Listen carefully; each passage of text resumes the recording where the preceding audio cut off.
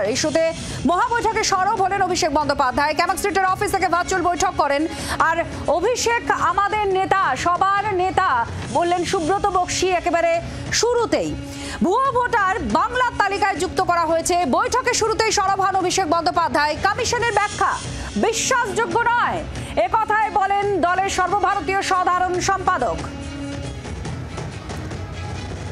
অভিষেক বন্দ্যোপাধ্যায়। তিনি ভুয়ো ভোটার নিয়ে সরব হয়েছেন। তিনি বলছেন যে ভুয়ো ভোটার বাংলার তালিকায় যুক্ত করা হয়েছে, ভুয়ো ভোটার বাংলার তালিকায় যুক্ত করা হয়েছে।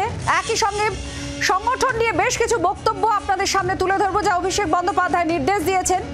সংগঠন গোছাতে বাড়তি নজর অভিষেকের।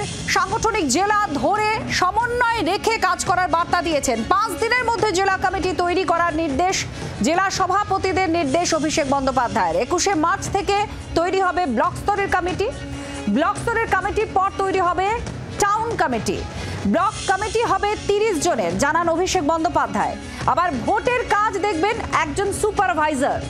ব্লক সভাপতি যেন সুপারভাইজার না হন, অর্থাৎ আলাদা আলাদা ভাগ করে দিয়েছেন অভিষেক বন্দ্যোপাধ্যায়ের এই নির্দেশ।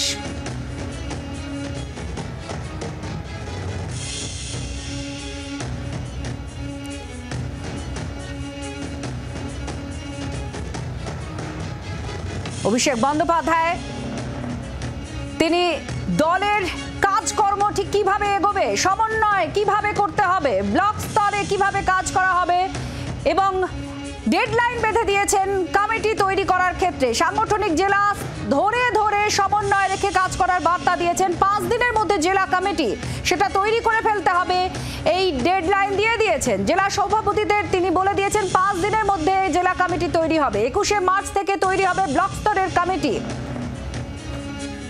তার সঙ্গে টাউন কমিটি আছে। মহাবৈঠকে সংগঠন গোছাতে বাড়তি নজর দিয়েছেন অভিষেক বন্দ্যোপাধ্যায়।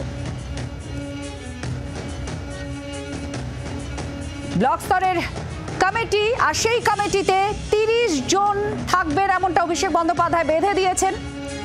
সময় বেঁধে দিয়েছেন, কতজন সদস্য হবেন সেই কমিটিতে সেটাও বেঁধে দিয়েছেন।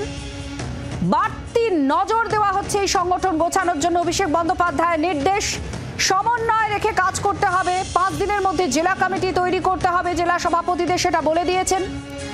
ব্লকে যে কমিটি হবে সেই কমিটি তৈরি করতে হবে এবং 30 জনের বেশি নয়। 21শে মার্চ থেকে তৈরি হবে ব্লক স্তরের কমিটি এবং টাউন কমিটিও তৈরি করতে হবে, সে কথাও তিনি বলে দিয়েছেন। ভোটের দায়িত্ব একজন সুপারভাইজারকে দেয়া হবে, তিনি সংগঠনের কাজে থাকছেন না, ভোটের কাজ দেখবেন তিনি।